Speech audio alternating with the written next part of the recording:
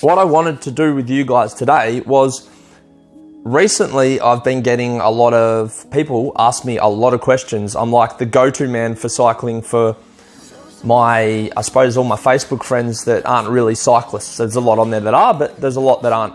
And people are getting into cycling, which is awesome. I love it. But there's a lot of people that they start and they get right into it and they absolutely love it, and they might not make the right decisions at the start or have a lot of knowledge about how to go about buying a bike. So I thought I'd make this video. I can also just send it off to them when they need some advice. Make a video about, you know, as a beginner cyclist or coming into the whole cycling scene. I thought I'd try and think of like the 5 things that I would probably suggest or look at doing as a new cyclist, cycling hobbyist, whatever you want to do. If you want to go into racing, if you want to just get as fit as you can, if you want to, I don't know. But there's a lot of people buying bikes. My local shop here in Frankston, the Giant, they're finding it hard to even get bikes like sent to the shop. They can't get them quick enough to sell. The boys at Mornington, who I'm representing with this beautiful beast behind me, the Trek, it's the same thing in that, like, in a 3-month period, they got a crazy amount of bikes. I think that they've never got that many at that time in one big hit before, which is awesome. You know, to know that there's a lot more people getting on bikes, which kind of got me thinking, and I haven't done a video in a while, so I thought, hey, why not do a video about the 5 or 6, I've written some things down just in front of me, that things that I'd probably think about getting into cycling. I'll kick it off. So number 1 would be, I did the wrong thing here at the start, but I would suggest to buy a bike from a shop. I just said they're hard to get at the moment, but I would try and buy a bike from a shop. That's basically my big number 1. If not a shop, a close friend that knows a lot, or a group of friends that are cycling and know a lot about bikes and can help you. But honestly, you can't go wrong. Yes, you'll be paying more at a shop, but you get a lot more benefits. At a shop, you know that your bike isn't going to be a lemon. And when I say a lemon, I mean it's not going to have a bit like pieces from different bikes all put onto one. It's a bike that's new and you can trust it. And you know that there's nothing that's ever happened to this bike other than being shipped from China or wherever they're made these days, who knows. Other than being shipped straight to the shop and being put together in the store, you know that what you're getting is what you pay for. Big plus. Also, like a warranty, so you get warranty. I'm pretty sure, quote me let me know if I'm wrong, but a lot of brands now give lifetime warranties on their frames for any manufactured defaults that may happen along the way. Also, you get a free servicing. So you get, normally, if you spend over, I think it's $2,000 when I was working at a shop a few years ago, whatever, that's what it was. You get your first 2 services for free, and under that, you get your first service. There's some more money, there's some more value for you. So all the little things that add up kind of will make up that money you will save from buying a second-hand bike. With the servicing, like when you buy a new bike, everything's new, like you start riding it, everything will stretch, or everything might need a bit of a tighten up. It's free. You're going to see a familiar face at a shop that you trust, that are there to look after you. They want you to be their customer, and it normally works out great. So that was my next point, a familiar face. Anytime you can go into the shop and talk to them. Like, I haven't really been to a shop where they don't want to talk to you. They're always happy to help. Also, you can meet other people through the shop. Shops offer shop rides. So you can go and do their shop rides. They have different levels of a shop ride.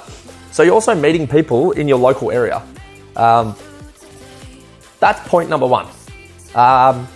As I said, if you trust the guy you're buying it off, if it's a friend or whatever, by all means, I'm not saying don't do it, but for the value, like getting into it, I think it's a lot wiser to go to a shop. Second point I had was, these points where I was trying to scatter my brain for them, so it was a bit hard. I'll probably think of more afterwards and go, why didn't I say that? But my second point is, eat more and drink more. That's when you're riding. A lot of people don't do enough of this. I don't do anywhere near enough of it. It's just lazy. But I always got told from when I was young, having my father and my grandfather who were cyclists, when you're not hungry, eat. When you're not thirsty, drink. So I would suggest every 20 to 30 minutes, you should be having something little, whether it be like a banana or half a banana or half a little peanut butter sandwich in your back pocket, or even just gels. It depends on the type of ride you're doing. If you're just going out for an hour smash, you might do one gel or one bar. You might not even do any of that. But what I'm saying is do it. It's a lot of people think like they get lazy because they get to a position where they're really fit, they're fast, they're doing well, they're dropping people, but they forget if they eat more and they drink more, they're going to be doing that a lot more and they're going to be doing it a lot better.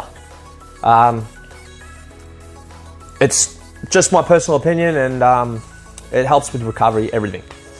Third point, I would say this was a big one for me because I've done it and it was shocking. I've done it a couple times. Don't underdress. So when I say this, don't look and go, oh, it could rain. I don't know, I'll risk it. Take that rain jacket. It's most likely a lightweight rain jacket. You can scrunch it up and put it in your jersey. You can always take clothes off, like your gloves if you get hot, your jacket if you get hot, but you're not going to be able to find one on the side of the road if you're freezing. For example, like I went to Beechworth, which is in winter, shockingly cold place. I don't think it was even winter. Took my bike, didn't take the right stuff. I planned a 40k loop.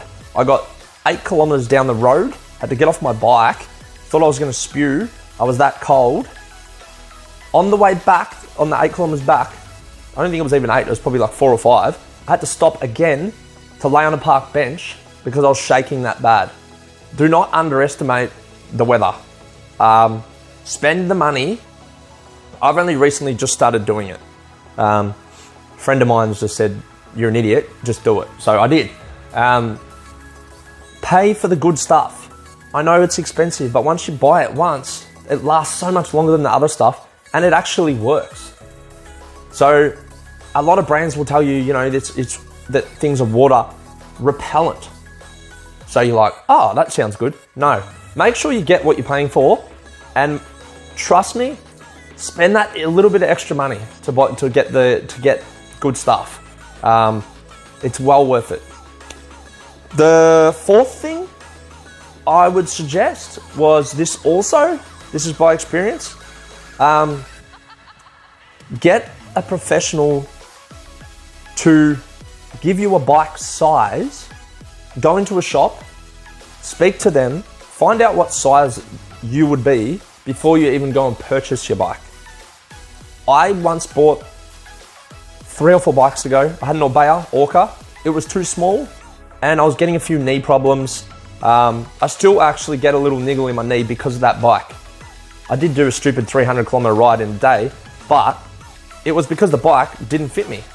So I took the advice of the bloke I bought it off, who I didn't know, and he said, yep, that's fine on that height, you'll be fine.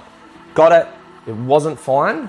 It was, later on, I found out it was completely wrong. It was a 54 and even a little bit smaller than a 54, and I'm a 56 and I still need adjustments on the 56. So what I'm saying is go in, see someone, get the size of the bike. If you know a shop sells the brand of the bike that you want, go into that shop, get your sizing, then go back away, then think about what bike you want in that brand does. Once you purchase that bike, I would also recommend to get a professional bike fit done on the bike. It's good enough having a bike that's your size with a small, medium, large, 52, 54, 56, 58, whatever. But even still, every single frame size is different. Every bike brand is slightly different geometry. So you still have to get that fit of that bike that fits you done. I got one done by Brad at Mornington Cycles and it was amazing.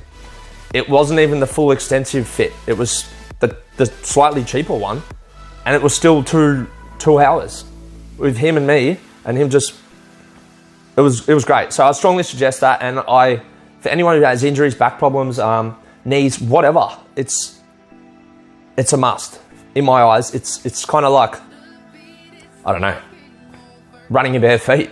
Like if you're a runner, you need to get it fitted to you. Probably my last one, and I wasn't sure about this one,